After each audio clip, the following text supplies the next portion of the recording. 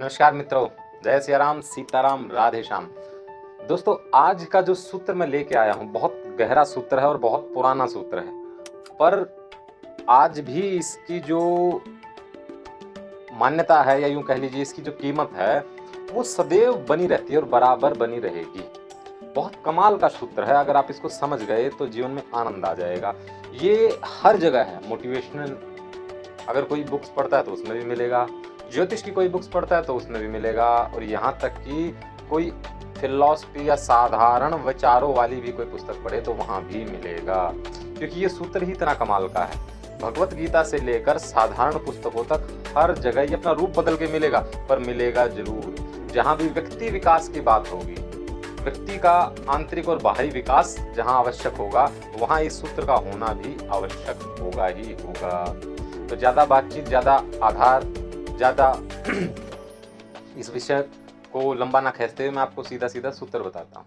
Easy with you, या यूं कहें कि अपने और सामने आई और अपने विकास के पथ पर आई हर परिस्थिति के साथ सामान्य हो जाइए, इजी हो जाइए, उसे स्वीकार कर लीजिए, स्वयं को स्वीकार कर लीजिए।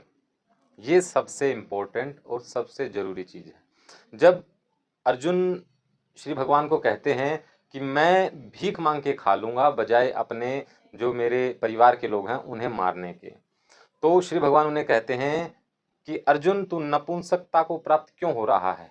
अपने सामने आए इस धर्म युद्ध को स्वीकार कर, सहर्ष स्वीकार कर, यानी खुशी खुशी स्वीकार कर। उन्होंने ये कहा। तो भगवत गीता में भी है ये बात और दूसरे अध्याय में ही है। तो बात ऐसी है, और हर जगह मिलेगी आपको ये, ज्योतिष के ग्रंथों में भी जहां पर भी आपको व्यक्ति विकास की बात आएगी, आपको ये सूत्र मिलेगा ही मिलेगा कि अपने आप को, अपने सामने आई परिस्थिति को स्वीकार कीजिए, अपने सामने आए धर्म युद्ध को स्वीकार कीजिए। आप अर्जुन हो और श्री भगवान आपसे यही कह रहे हैं कि अपने सामने आए इस धर्म युद्ध को स्वीकार कर धनंजय, सहर्ष स्वीकार कर। और आपको स्वीकार करना पड़ेगा, स्वयं को स्वीकार करना पड़ेगा, अपनी परिस्थितियों को स्वीकार करना पड़ेगा। वहीं से ही मार्ग निकलेगा आपकी विजय यात्रा का, वहीं से शंखनाद होगा आपकी विजय यात्रा का। आपको ये बात समझनी होगी। ज्योतिष केवल और केवल आपको आपकी परिस्थितियों से और आने वाली और जा चुकी परिस्थितियों से और वर्तमान परिस्थितियों केवल अवगत कराता है। जब तक आप उसे स्वीकार नहीं करेंगे, आपकी विजय यात्रा प्रारंभ होने वाली है नहीं। तो मित्रों, मुझे लगता है ये वीडियो तो, इस पे तो मैं घंटों व्याख्यान दे सकता हूं, पर इतना इशारा काफ़ी है इस वीडियो में ये बताने के लिए, मतलब मूल जो है वो समझाने के लिए। जिसके व्यक्ति की भी अगर ये बात समझ में आ गई तो जीवन उसी क्षण से आनंदमय हो जाता है।